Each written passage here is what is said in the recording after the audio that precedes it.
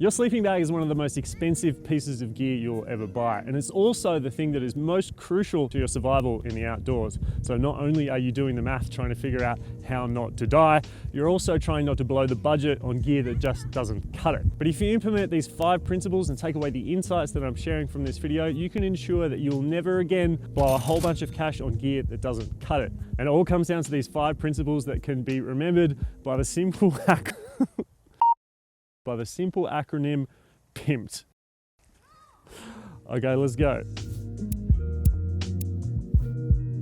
Okay, so the first principle of not wasting money on sleeping bags and finding the right sleeping bag for you is, of course, planning. Not buying a sleeping bag 2 weeks before you need to use it.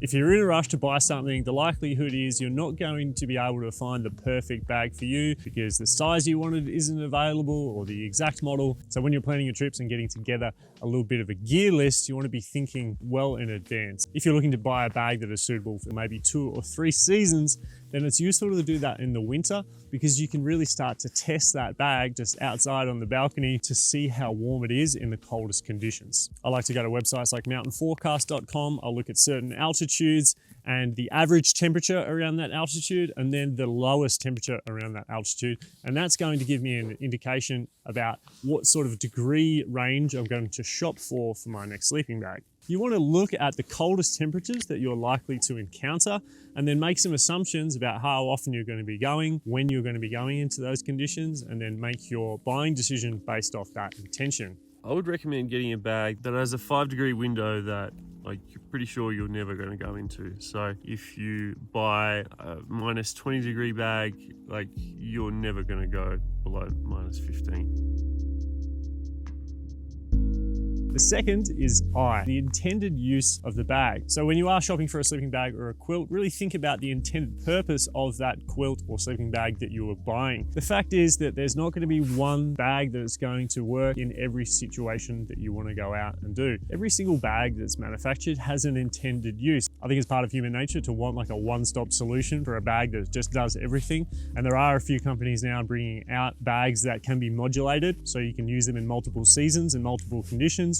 But my view on that is anything you are sacrificing in that regard, you're probably going to be sacrificing in performance because a bag that's made specifically for those conditions is always going to perform best in those conditions. Now, am I telling you not to buy the North Face One bag? No, I'm not. I'm just saying that when you buy products that serve multiple purposes, often they fulfill those purposes poorly when in comparison to a bag that's meant to do that job. It's a cool idea and I commend them for being innovative, and it may be right for you, but for me, that's a no. Third principle is modulate. And this comes down to taking stock of all the gear that you currently have and thinking about how it could be used in combination to either increase the warmth of the bag you have or just to make you more comfortable. So there's a couple of different ways you can do this. You could use a sleeping liner, which could boost the warmth of your bag. You could use 2 bags together and that will increase the warmth. Not to the level of the comfort limit recommended by these 2 bags. You don't just add them together, probably lose, 5 to 10 degrees doing that. So you could do something like layering a quilt on top of a sleeping bag. Now be sure that you're not compressing down when you do this. So if you were to do a sleeping bag inside another sleeping bag and all the down is being compressed, and you're not going to get a great thermic effect from that and your feet are going to be cold. So make sure whenever you're layering 2 bags, make sure that it's lofting up really nicely. And then you can think about your sleeping mat, which obviously provides a great amount of warmth from the ground as well and protection. That may be something you can increase and modulate and again double up to provide more warmth.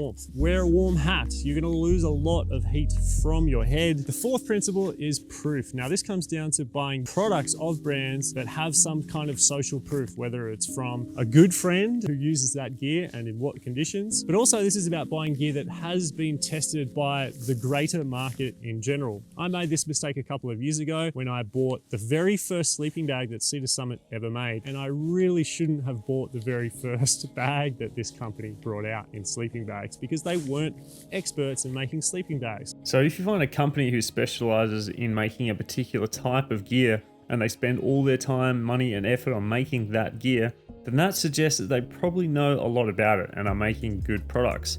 Often the bigger companies that try and do everything aren't making the best stuff in every category. That's something to keep in mind. So what I mean by proof is buying products that have been tested by many, many people. You want to look for lots of reviews. So I would always recommend making sure the bag that you are buying has been around for like at least a couple of years, so people have actually gone out and tested it. The only caveat to that, I would say, is with cottage brands. People at home who are creating their own gear, doing it by hand and putting a lot of care and a lot of love into it, they're often doing it very, very well. I have a couple of sleeping bags that I've used from cottage brands and I absolutely love them. Which brings me to the sponsor of today's video, which is Cumulus. So when it came time for me to start looking for a new winter sleeping bag, Cumulus was my first thought. Two of my best buds, Max and Kareem, are both using Cumulus bags. Max has a winter bag like this one and Kareem has a summer bag. So I know from social proof from those guys that these bags are really high quality. If you want to go and check out their products, you can go to their website, cumulus.equipment. I would recommend looking at the X Lite 300 if you're looking for an ultralight summer through hiking bag. That's the one that Kareem used